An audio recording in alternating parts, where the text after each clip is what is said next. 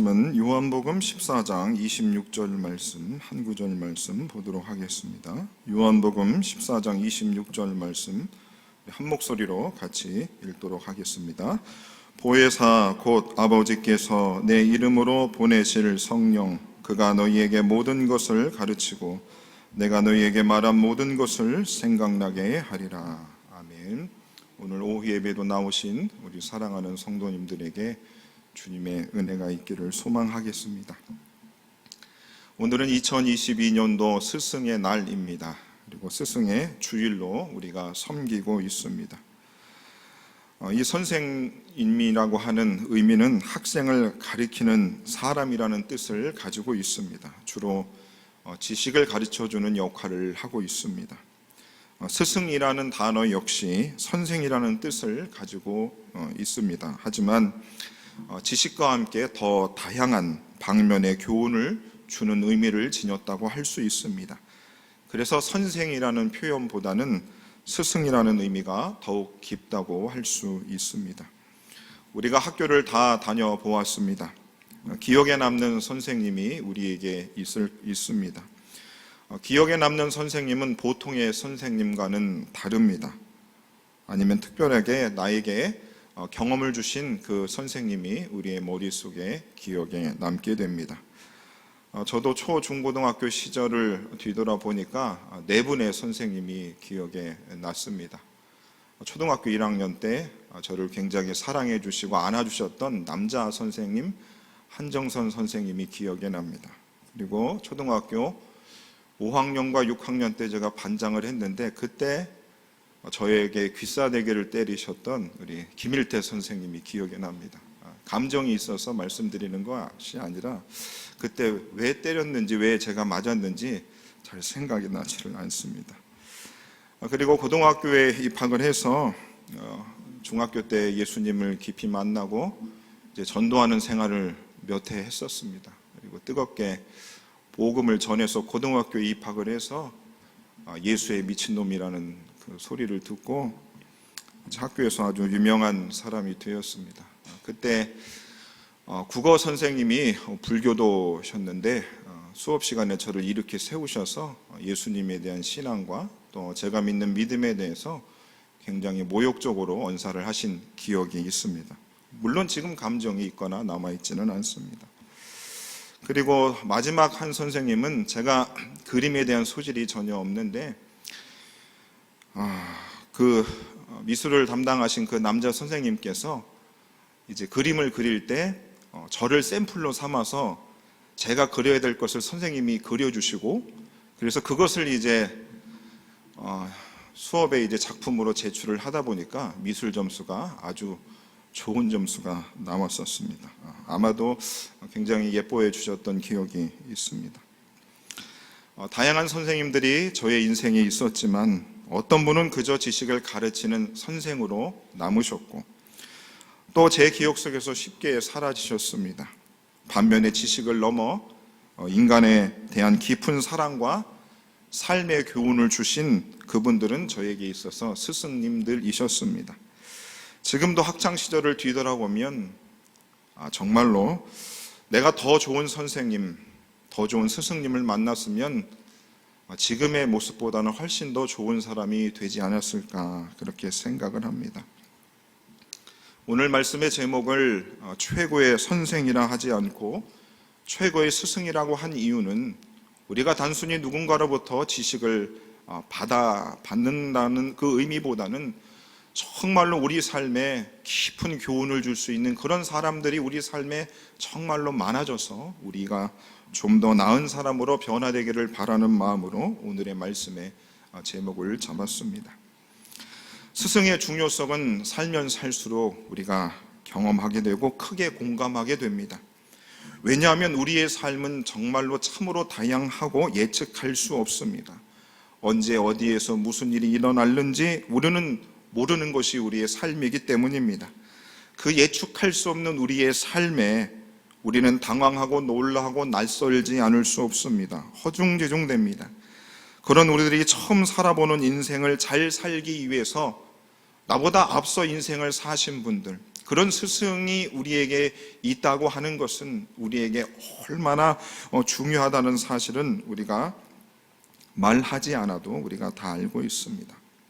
누군가가 내 인생에 있어서 나는 스승이 필요 없다라고 말하는 사람하고는 여러분 관계를 맺지 마십시오. 그런 교만한 사람은 정말로 우리가 관계하지 않는 것이 좋은 것입니다. 나이가 80이 되고 90이 돼도 우리 삶에 내가 무언가 배울 수 있고 또 교훈을 주는 스승님이 분명히 있어야 하는 것입니다. 지금 여러분들에게 있어서 여러분 인생의 스승님은 누구십니까? 최근에 그 스승님의 가르침을 받고 인도함을 받고 지도를 받아서 내가 이렇게 하기를 참 잘했다. 그 스승님의 이야기를 듣고 내가 한 것이 내 인생에 참 유익이 됐다라고 여러분 고백하셨습니까? 그런 스승님이 계시다고 하면 오늘 스승의 날이니까 그 스승님에게 감사의 전화나 인사를 전하셨으면 좋겠습니다. 오늘날 보시면 그 유튜브를 또 선생님으로 모시는 사람들이 있습니다. 그래서 유튜브를 보시면 각 분야의 전문가들과 고수들이 자신들이 잘하는 그 부분들을 영상으로 수없이 올립니다. 그래서 정말로 어떤 분들은 나에게 스승님은 유튜브다라고 말하시는 분들도 있습니다. 하지만 그 반대로 유튜브에는 잘못된 선생님들도 있습니다. 잘못된 선생이죠. 잘못된 정보나 가르침을 주시는 분들도 있습니다. 그것들을 우리가 잘 가려서 배우고 익혀야 하는데 무엇이 유익한지, 무엇이 우리에게 무익한지, 해로운지, 무엇이 좋은지, 나쁜지를 우리가 구분할 수 있는 능력이 우리에게 없습니다. 제가 사역했던 30대 초반에 교회에 함께했던 목사님이 계십니다. 지금도 저에게 있어서 그 목사님을 기억하고 그 목사님과 계속해서 연락을 하고 있는데 그분이 우리나라의 명문대학을 졸업하시고 수십 년 동안 사업을 하시다가 뒤늦게 하나님의 부름을 받으시고 신학을 하시고 목회자가 되셨습니다. 그리고 그분에게 정말로 목사님을 통해서 제가 많은 것을 배우고 있습니다 라고 말씀을 드렸더니 그 목사님이 항상 저한테 이런 말씀을 하셨습니다. 목사, 좋은 것만 배워. 나한테서 좋은 것만 배워. 항상 그 말씀을 하셨습니다. 제 기억 속에 그때 그 목사님께서 그분이 하시는 모습들을 보면 모든 것을 다 닮을 만하다고 생각했는데 그분은 항상 저한테 목사 좋은 것만 배워 라고 약간 쑥스러운 그런 표정으로 저에게 말씀하셨습니다. 하지만 세월이 흘러서 그분이 하신 말씀을 기억해 보니까 참으로 뼈 있는 말씀이다라는 생각을 하게 되었습니다. 자신의 인생을 뒤돌아볼 때 자신이 누군가에게 좋은 가르침을 줄 수도 있지만 자기 자신의 부족함과 연약함과 약함을 그 목사님이 알고 계셨고 혹이나 저와 함께 생활을 하면서 그런 부족한 모습을 보이면서 제가 혹이라도 나쁜 것을 배울까 봐 염려하는 마음으로 그분께서 그렇게 말씀하셨더라고 생각을 하며 참 그 목사님에 대해서 더 좋은 마음과 또 존경의 마음을 갖게 되었습니다. 그렇습니다. 우리의 가슴과 우리의 삶에 좋은 것을 가르쳐 주신 그 스승님들을 생각하면 우리들은 그분의 모든 것을 다 담고 싶어 합니다. 그분이 먹는 것도, 그분이 말하는 스타일도, 그분이 또 좋아하시는 취미까지도 우리가 그 스승님을 좋아하다 보니 그것을 담고 싶어 합니다. 그런데 스승님이라고 해서 모든 것의 스승님이 될 수는 없습니다. 우리가 정말 이분을 스승으로 모시고 존경하고 평생 그분을 따라 그분의 배움과 그분의 가르침을 따라 살기로 했지만 여전히 그 스승님조차 자신에게 약점과 단점과 실수를 발견하거나 혹이라도 그 스승님의 좋은 가르침이 있는다 할지라도 잘못된 가르침을 주시거나 말의 실수 때문에 또 그분이 가르침과 반대되는 언행을 보았을 때에 우리의 마음에 굉장한 어려움과 충격을 받는 것은 이루 말할 수 없습니다. 그때 받은 충격들이 여러분들에게도 제게도 있었습니다. 그리고 우리가 그 충격으로 그 스승님의 곁을 떠난 기억들도 있을지 모르겠습니다. 세월이 흘러서 뒤돌아보니까 스승님도 인간이셨는데 그분의 그 허물과 단점들을 내가 좀 이해하고 보담아드리고 그분의 정말 좋은 가르침을 내가 받았다라고 하면 참 좋았을 것이다 라는 아쉬움이 지금도 있습니다. 성경은 말합니다. 정말이지 이 스승이라고 하는 위치, 이 선생님이라고 하는 위치가 많은 이들의 마음을 때로는 너무 좋게도 하고 때로는 그들의 마음을 아주 낙심시키기도 하니까 그런 큰 영향력을 끼치기 때문에 성경에서는 선생님이 많이 되지 말라고 말씀하였습니다. 야고보서 3장 1절 말씀 보시면 내 형제들아 너희는 선생된 우리가 더 큰 심판을 받을 줄 알고 선생이 많이 되지 말라 이럽니다. 이 자리에 보니까 우리 교역자님들이 많이 계시고 우리 교회 장로님들이 계시고 권사님들이 계십니다. 다 교회의 어른들이십니다. 선생님 되시는 분들입니다. 그래서 우리들에게 더 큰 책임과 또 의무들이 있다고 생각을 합니다. 우리와 상관없이 아마 모든 사람들은 모든 분들에게 다 우리들이 누군가의 선생님이고 또 누군가의 가르침을 받는 제자일 수 있습니다. 왜냐하면 우리라고 하는 이 존재는 내가 선생이라는 직함을 받지 않는다 할지라도 누군가에게 영향을 미치고 가르침을 주는 존재이기 때문입니다. 그 가르침을 주는 대상이 많든지 적든지 그것은 중요하지 않습니다. 우리가 분명히 나는 내가 선생이라고 한 번도 생각하지 않는데 나의 말과 나의 언행을 통해서 우리는 가르침을 주고받는다는 사실을 기억해야 합니다. 자, 그러면 여러분들은 누군가에게 가르침을 주시되 여러분 좋은 가르침을 많이 주십니까? 아니면 좋지 않은 가르침을 많이 주십니까? 성경은 말합니다. 많은 선생이 되려 하지 말라. 이 말씀의 뜻은 선생 되기를 포기하라는 그 말씀이 아니라 스승님이 많은 이들에게 가르침을 주기 때문에 잘못 가르쳤을 때에 큰 책임이 있다라고 하는 것을 의미하는 것이지요.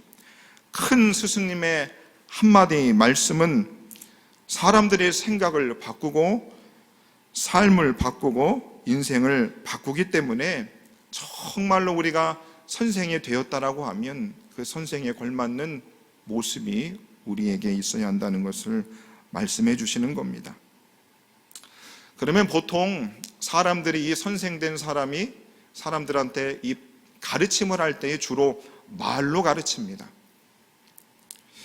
그래서 선생은 말을 하고 제자들은 받아 적는 것이지요. 이 언어라고 하는 이 도구를 통해서 우리가 제자들을 가르칩니다. 야고보서 3장 8절 말씀해 보시면 이렇게 말합니다. 혀는 능히 길들일 사람이 없나니 쉬지 아니하는 악이요 죽이는 독이 가득한 것이다. 이것으로 우리가 주 아버지를 찬송하고 또 이것을 하나님의 형상대로 지음받은 사람을 저주하나니 한 입으로 찬송과 저주가 나온다는 겁니다. 야고보 말씀이 우리들의 혀는 길들이기 어렵다 말씀합니다. 한 입에서 찬송과 저주가 나온다는 겁니다. 그러니 여러분 잘 생각해 보시면 우리가 인생의 길을 잘 모르고 살 때에 지금도 어찌할까 모를 때에 우리 인생의 스승들의 그들의 입술을 통해서 우리가 가르침을 받을 때에 그 가르침을 받는데 사람들의 혀를 길들일 사람이 능히 없고 찬송과 저주가 나오니 말에 실수할 가능성이 굉장히 높다는 겁니다. 그러니 이 법칙은 누구도 예외할 수 없는 것이죠. 이것이 성경의 가르침입니다. 그러면 우리들은 자연스럽게 이런 결론에 도달하게 됩니다. 이 혀를 가지고 있는 사람은 모든 사람들에게서 좋은 말과 나쁜 말과 찬송과 저주하는 말이 같이 나오게 되기 때문에 우리는 항상 실수할 수밖에 없는 존재라는 겁니다. 내가 아무리 훌륭한 스승이라 할지라도 우리의 말에 실수가 있을 수밖에 없다는 겁니다. 완전하고도 완벽한 가르침을 하기에는 우리가 사실 거의 실패한 존재라고 볼 수 있는 것이죠. 그래서 야고보 사도는 우리가 다 실수가 많으니 말에 실수가 없는 자라면 온전한 사람이라는 말을 했습니다. 말로 인하여 좋은 선생님, 좋은 스승이었던 분이 한순간에 자신이 그 혀로 인하여 좋은 선생님으로부터, 스승으로부터 비난과 또 자신이 쌓은 평생의 명예를 잃어버리는 것을 우리가 보게 되어집니다. 자, 이쯤 되면 우리 스스로 내가 좋은 스승 되기는, 내가 좋은 선생님이 되기를 포기하고 우리에게 더 좋은 스승님, 최고의 스승님을 우리가 찾아야 하고, 또 여전히 나는 실수할 수 있는 자이기 때문에 우리에게 더 좋은 선생님이 내 삶에 항상 필요하다는 그 필요성을 더욱 갖게 되어지는 것입니다. 그러면 우리는 오늘 성경을 통해서 우리 인생의 정말 최고의 선생님을 찾아보아야 할 것입니다. 성경에서 하나님은 아브라함을 택하시고 야곱을 통해서 그의 이름을 바꾸셔서 이스라엘이라 하셨습니다. 그리고 그들의 후손으로부터 이스라엘 민족이라고 하는 나라를 세우셨습니다. 그리고 그 나라를 특별히 하나님의 나라, 하나님이 통치하시는 나라, 하나님의 주권이 온전히 이루어지는 그 나라를 꿈꾸셨습니다. 그러기 위해서 하나님께서 모세라고 하는 지도자를 세우셨고, 그의 말을 통해서 그들을 가르치게 하신 것보다 하나님께서 시내산에서 율법을 주셨습니다. 말씀을 주셨습니다. 최고의 가르침이 되는 교훈을 그들에게 주셨습니다.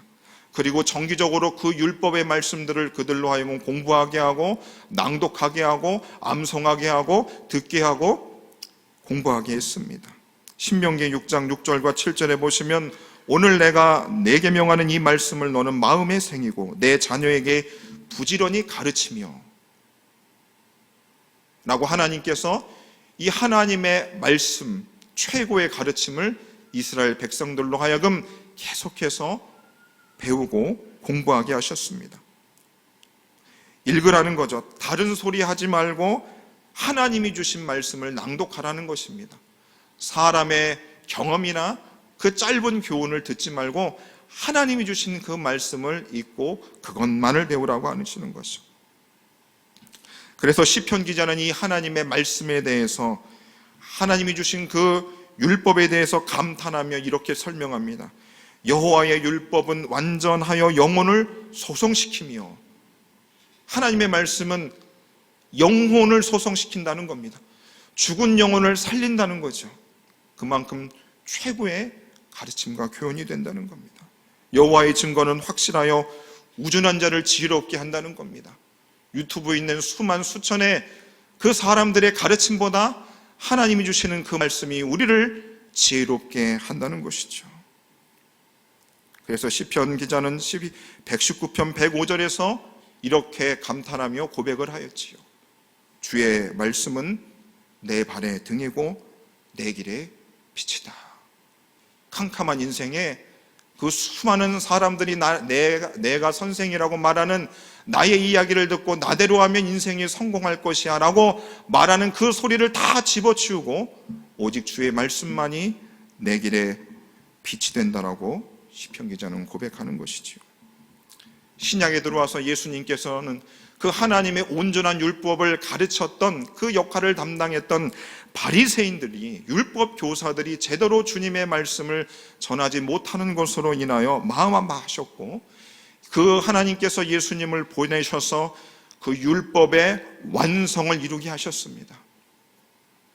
그리고 율법 교사들의 잘못된 그 가르침에 대해서 우리 예수님께서 책망하시고, 그리고 친히 예수께서 하나님이 주신 그 최고의 가르침을 뭇 백성들에게 전파하셨습니다. 그리고 그 주의 말씀을 들은 사람들이 경탄하며 놀라며 자신들의 삶이 바뀌게 되었습니다. 예수님께서는 철저히 자신의 생각을 말씀하시지 않고 자신이 말을 하되 하나님 아버지의 말씀만을 증거하고 살기로 다짐했었습니다. 요한복음 7장 16절에 보시면 예수님은 이렇게 말씀하셨습니다. 예수께서 대답하여 이르시되 내 교훈은 내 것이 아니요 나를 보내신 이의 것이다. 이렇게 얘기했어요. 예수님께서 사람들을 만나면서 내 이야기를 하는 것이 아니고 나는 하나님 아버지의 말을 전할 뿐이야 라고 우리 예수님이 말씀하셨다는 거죠. 완전한 지혜를 가지신 예수님조차도 자신의 이야기를 하지 않고 하나님 아버지의 말씀만을 증언했다는 겁니다. 요한복음 8장 26절에서도 이렇게 말씀하십니다. 내가 너희에게 대하여 말하고 판단할 것이 많으나, 우리 예수님은 그렇게 하실 수 있죠. 모든 인생에 대해서, 그들의 인생에 대해서 이래라 저래라 하실 만한 능력과 권한이 있는 분이 예수님이십니다. 그런데 그 예수님이 판단할 것이 많으셨으나 나를 보내신 이가 참되심에 내가 그에게 들은 그것을 세상에 말하노라. 내가 그에게 들은 그것을 세상에 말씀하셨다는 겁니다. 우리 예수님은 자신의 생각조차도 말씀하실 수 있는 분임에도 그렇게 하지 않으셨다는 거예요. 온전히 하나님께로부터 들은 그 말씀만을 이 세상에서 전하신 겁니다.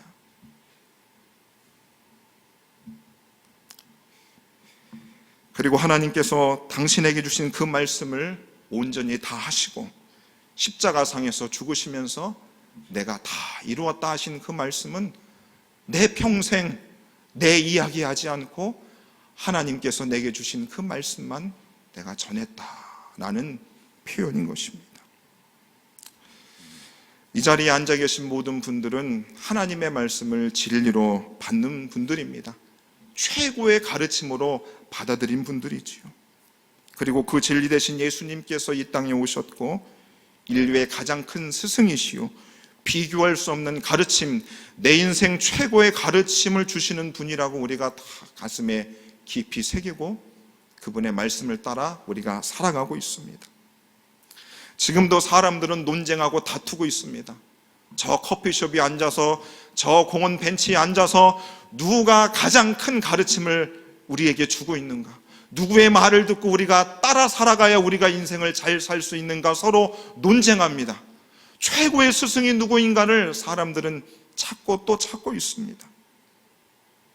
과연 누가 내 인생에 가장 내가 참된 인생을 살 수 있는데 큰 교훈을 줄 수 있을까, 그 사람을 찾고 있습니다. 그렇게 싸우는 사람들을 향해서 예수님이 살아생전에 이렇게 말씀을 하셨습니다. 마태복음 23장 8절에 보시면, 그러나 너희는 랍비라 칭함을 받지 말라.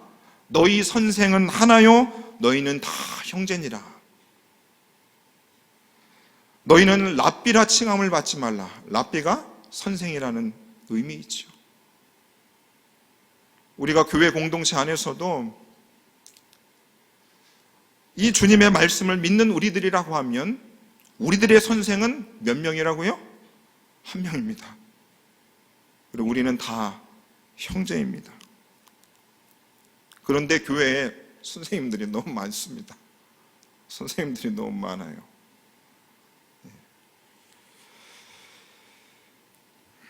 이 말씀을 당시 랍비 선생님으로 칭함받기를 좋아했던 바리새인들을 염두에 주시면서 우리 예수님께서 그렇게 말씀하신 것입니다. 그리고 그 주님을 따르는 무리와 제자들에게 너희들은 선생 되지 말라 이거예요. 너희들은 다 형제라는 거죠. 서로 귀를 열고 그 사람의 말에 경청하라는 의미인 것이죠. 그리고 우리들의 참된 스승은 딱 한 분, 누구십니까? 예수님이시죠. 마음에 다 동의를 하실 거라고 저는 생각을 합니다. 우리는 참 진리 되시는 예수님의 가르침을 우리들이 받기를 원하고 소원하고 바라고 있습니다. 그런데 분명 우리 인생의 최고의 스승이, 우리의 스승은 오직 예수님이라고 우리가 고백을 하고 있음에도 불구하고 우리는 그분의 가르침을 쉽게 가볍게 여기고 또 그분의 가르침을 반대하고 튕겨내버립니다. 예수님이 크게 회초리라도 들고 말을 안 듣면 엉덩이를 30번씩 때리면 우리가 말을 들을 텐데 예수님은 채찍으로 때리지를 않으시니까 아마도 우리가 그 예수님의 가르침을 우리가 들어도 그 가르침을 잘 따르지 못하는 것 같습니다. 참 딱하고 또 안타까움이 있고 아직도 갈 길이 참 멉니다. 제가 여러분들을 향해서 여러분들이 그런 사람이라고 말씀을 드리는 것이 아니고 제 자신한테 제가 하는 소리입니다. 이제 우리는 우리의 참된 스승님, 바로 예수님이라는 것을 우리가 알았는데, 우리가 그분을 잘 배우지 못하는 것을 정말로 잘 아는 하나님께서 당신의 가르침을 잘 전달할 수 있고 우준하고 미련하고 고집센 우리들에게 잘 가르쳐 줄 수 있는 분을 보내주셨습니다. 예수님께서 오늘 본문에 이렇게 말씀하셨습니다. 보혜사 곧 아버지께서 내 이름으로 보내실 성령, 그가 너희에게 모든 것을 가르치고 내가 너희에게 말한 모든 것을 생각나게 하겠다 말씀합니다. 예수님이 가장 최고의 우리에게 유일한 스승이 되시는데 그 예수님의 가르침을 튕겨내는 우리들 향해서 우리 예수님께서 보혜사, 아버지께서 보내실 성령님을 우리에게 보내주셨다는 겁니다. 도대체 스승은 하나라고 그러는데 예수님도 스승이고 성령님도 스승이면 스승이 둘인가? 사도행전 16장 7절에 보시면 무시야 앞에 이르러 비두니아로 가고자 했으되 예수의 영이 허락하지 않는다라는 표현이 있습니다. 성령을 예수의 영이라고 표현을 하였습니다. 그러니 예수님 그리고 성령님은 예수의 영이니 결국 스승은 하나이신 거죠. 왜냐하면 성령께서 예수님의 그 가르침 그대로 우리에게 말씀해 주시기 때문이죠. 이 보혜사라고 하는 것은 한자로 지킬보 은혜해 스승사자입니다. 보살피며 은혜를 베푸는 스승님이 바로 성령님입니다. 영어 성경에는 카운슬러로 번역이 되어 있는데 이 영어든 한글이든 이 성령님이 하시는 다양한 역할을 우리들의 그 짧은 단어로 다 포함시킬 수가 없습니다. 그래서 여러 학자들이 해석을 했는데 성령님에 대해서 이렇게 우리가 이해하면 좋을 것 같습니다. 돕는 자라고 하는 그 표현이 성령님의 다양한 역할들을, 그분의 하시는 그 일들을 다 포함할 수 있지 않을까 생각합니다. 돕는 자입니다. 우리 성령님이. 특별히 오늘 예수님의 말씀처럼 성령께서 모든 것을 우리에게 가르쳐 주신답니다. 여러분 진짜입니까? 아니면 사기입니까? 모든 것을 우리에게 가르쳐 주신답니다. 저도 말씀을 준비하면서 미련 곰탱이로 산 겁니다. 성령님께서 모든 것을, 인생에 필요한 모든 것을 다 가르쳐 주신다고 했는데 다른 데서 그것을 해결하고 찾으려고 했던 삶의 기억들이 생각이 나서 그랬습니다. 모든 것을 성령님이 다 가르쳐 주신답니다. 내 사업의 문제, 내 건강의 문제, 내 자녀의 문제, 내 인생의 문제 다 가르쳐 주신답니다.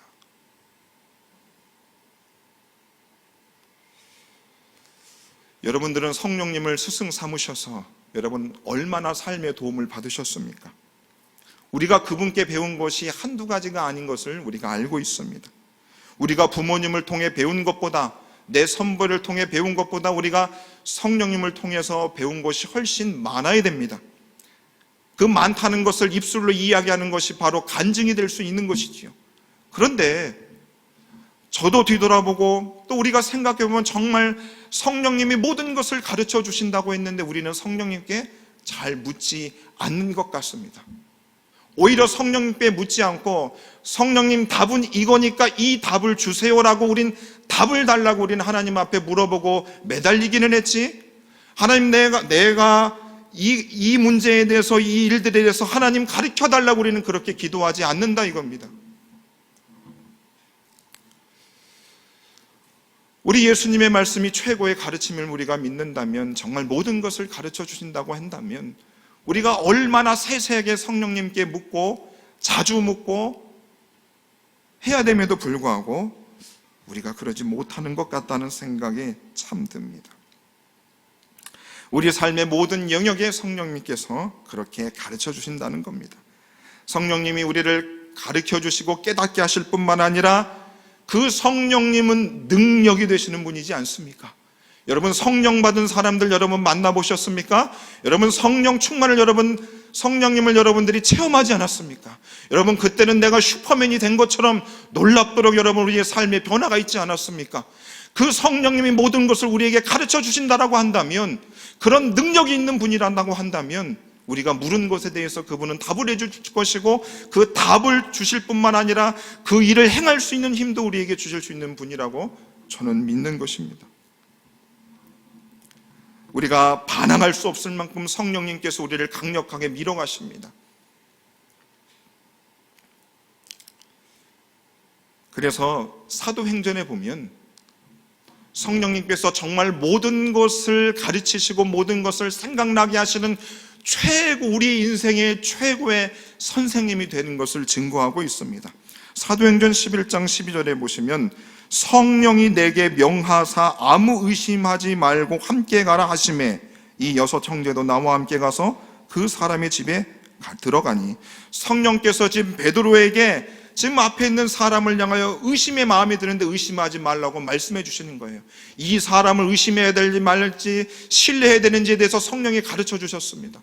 여러분, 우리가 얼마나 많은 사람들을 만납니까? 이 사람의 말을 믿어야 되는지 이 사람의 마음을 믿지 말아야 되는지 성령이 가르쳐 주신다는 거죠.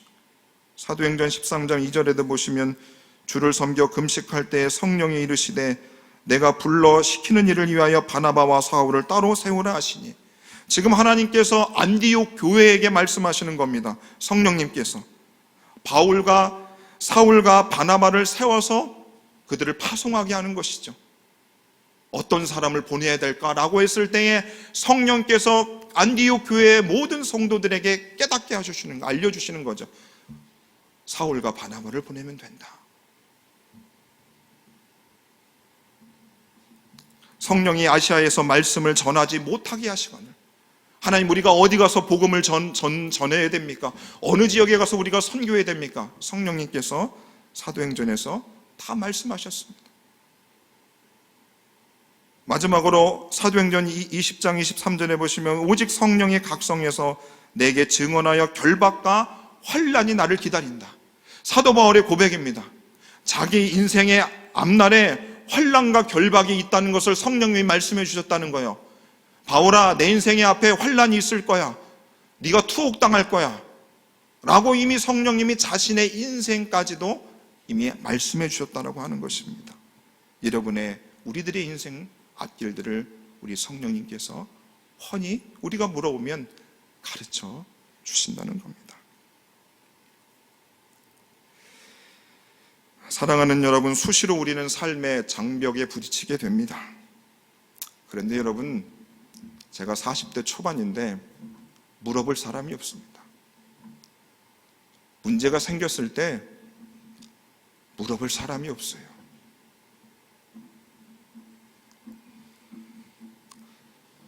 내가 어떻게 해야 될까요? 그럴 스승님이 필요한데 그 스승님도 힘들어요. 그게 보이니까 묻기가 어렵습니다. 내 인생의 앞길이 캄캄합니다. 어떻게 해야 될까요? 자녀들이 말을 듣지를 않습니다. 어떻게 해야 될까요? 우리에게는 최고의 스승 성령님이 계시지요. 그러므로 우리가 앞날에 무슨 일을 할지 모르고 어떻게 할지를 모를 때에 우리는 성령님의 세세한 지시와 교훈과 가르침을 통해서 작은 것 하나까지 인도함과 가르침을 받게 됩니다. 그러므로 우리들은 우리 앞날에 대해서 두려워하거나 무서워하거나 염려할 이유가 없는 것입니다.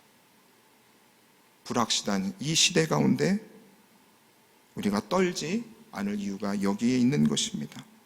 우리는 성령님 때문에 누구보다도 선명하고도 분명하고도 씩씩한 삶을 살아갈 수 있는 것입니다.